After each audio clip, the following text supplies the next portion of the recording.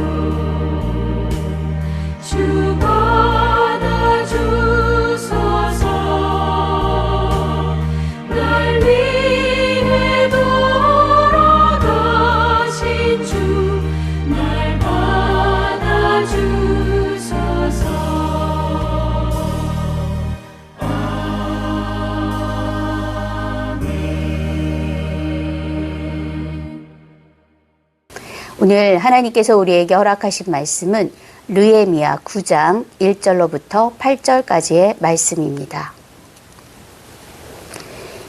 그 달 29날에 이스라엘 자손이 다 모여 금식하며 굵은 베옷을 입고 티끌을 무릅쓰며 모든 이방 사람들과 절교하고 서서 자기의 죄와 조상들의 허물을 자복하고 이 날에 낮 4분의 1은 그 제자리에 서서 그들의 하나님 여호와의 율법책을 낭독하고 낮 4분의 1은 죄를 자복하며 그들의 하나님 여호와께 경배하는데 레위 사람 예수아와 바니와 감미엘과 스바냐와 분니와 세레바와 바니와 그냐니는 단에 올라서서 큰 소리로 그들의 하나님 여호와께 부르짖고 또 레위 사람 예수아와 감미엘과 바니와 하삼느야와 세레바와 호디야와 스바냐와 부다히야는 이르기를 너희 무리는 마땅히 일어나 영원부터 영원까지 계신 너희 하나님 여호와를 송축할지어다.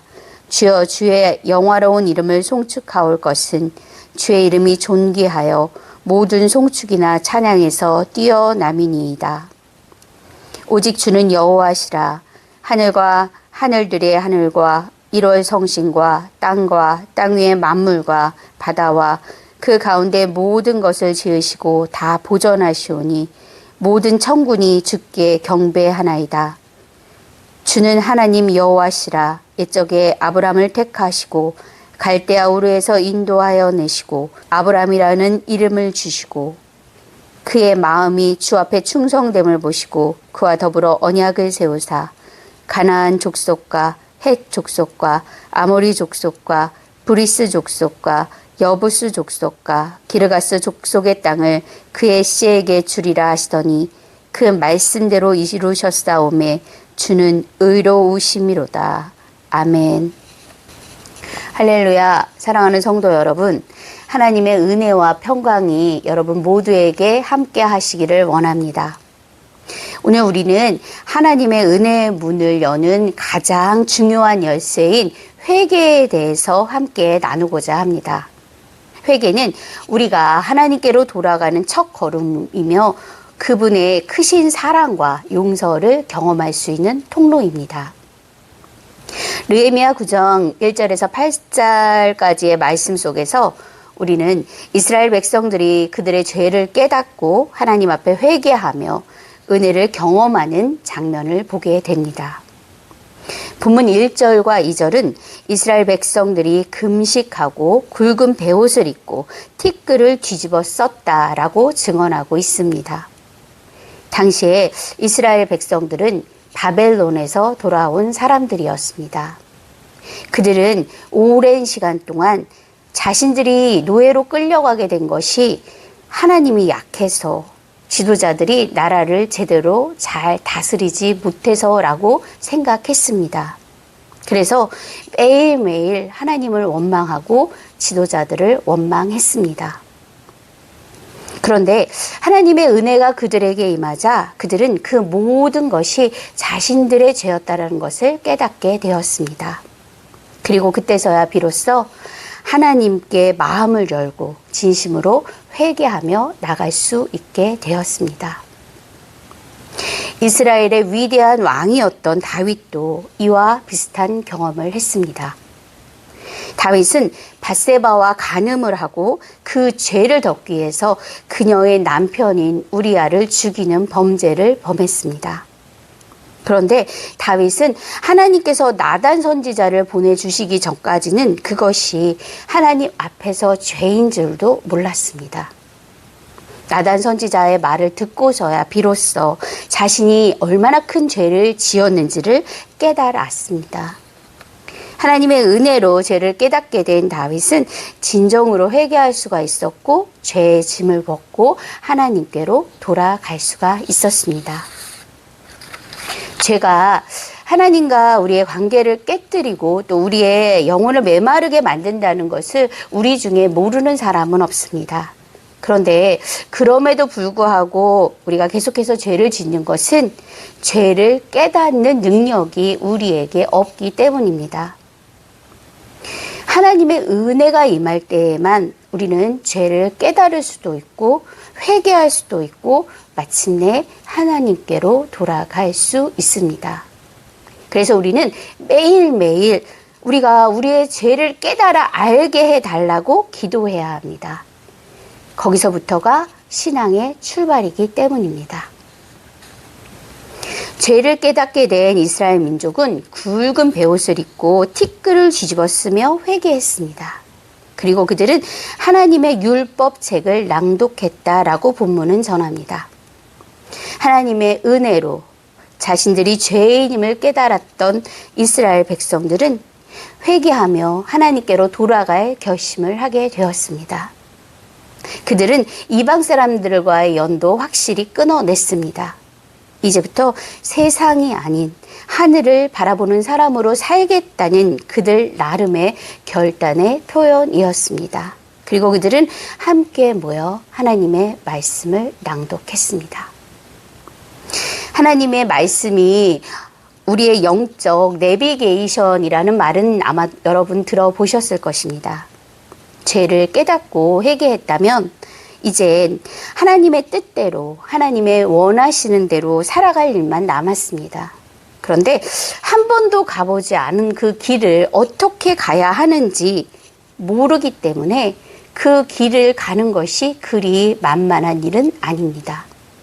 그래서 하나님께서는 우리를 도와주라고 성령님을 우리에게 보내주셨고, 우리의 길을 안내하라고 하나님의 말씀인 성경을 주셨습니다.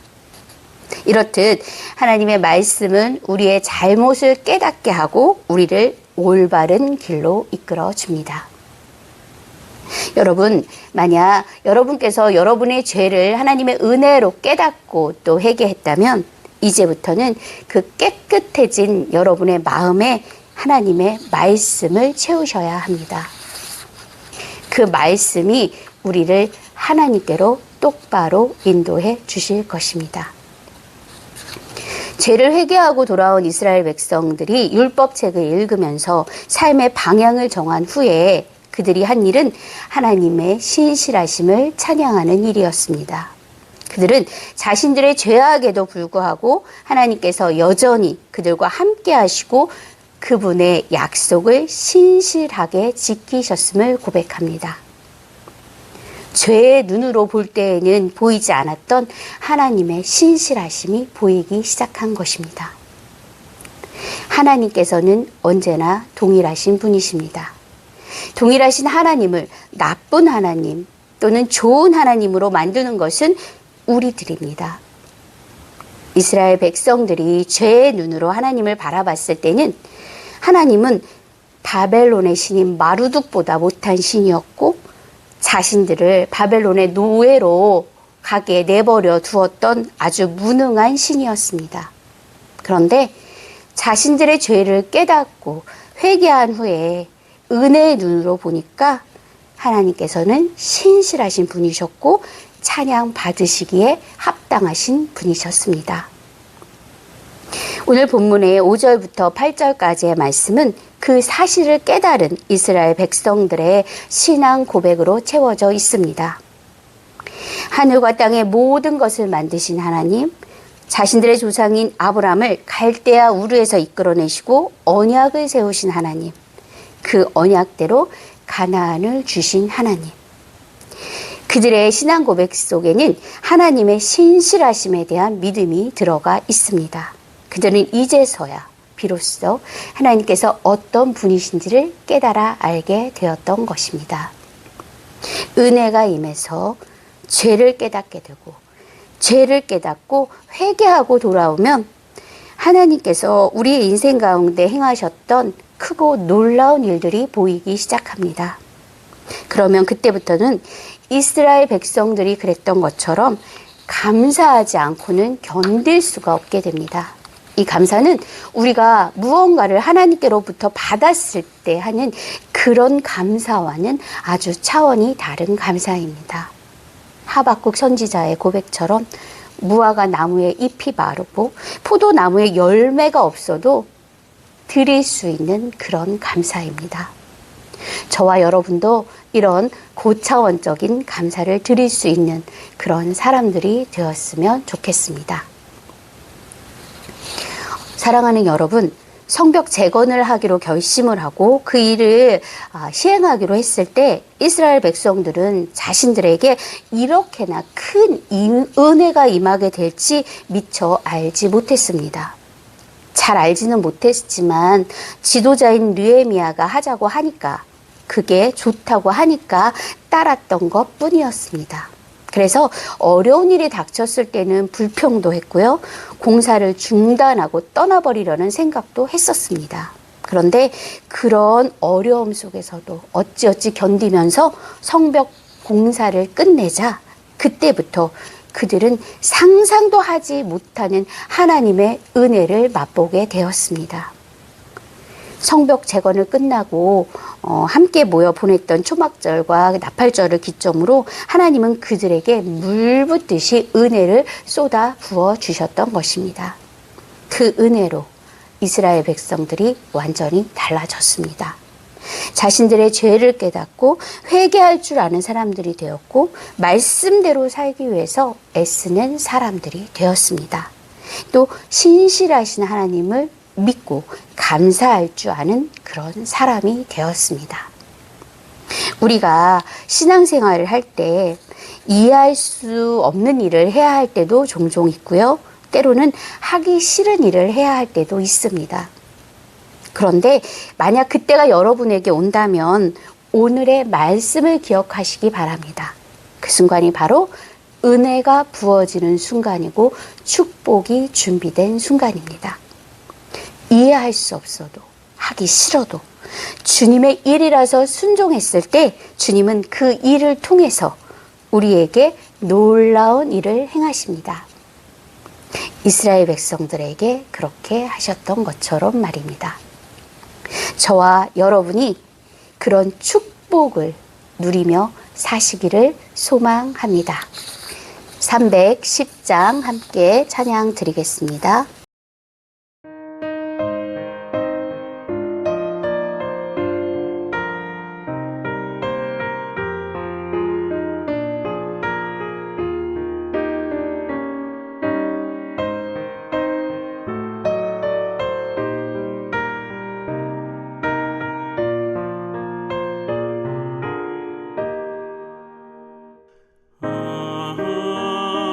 하나님의 은혜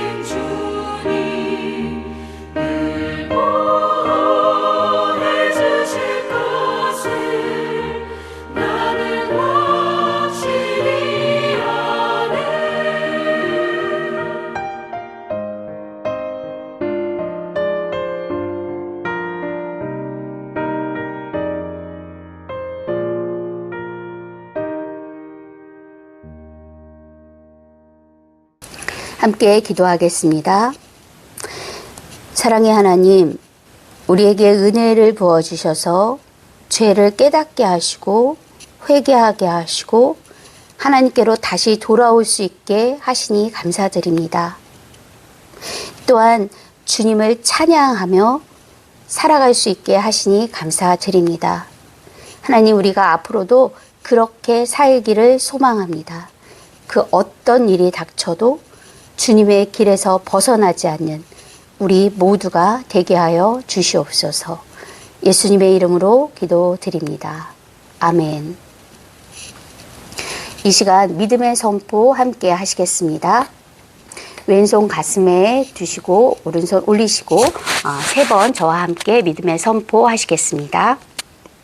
나는 항상 말씀을 가까이 하며 행하는 사람이 될 것이다. 나는 항상 말씀을 가까이 하며 행하는 사람이 될 것이다. 나는 항상 말씀을 가까이 하며 행하는 사람이 될 것이다. 오늘 이렇게 사시는 저와 여러분 되시기를 소망합니다.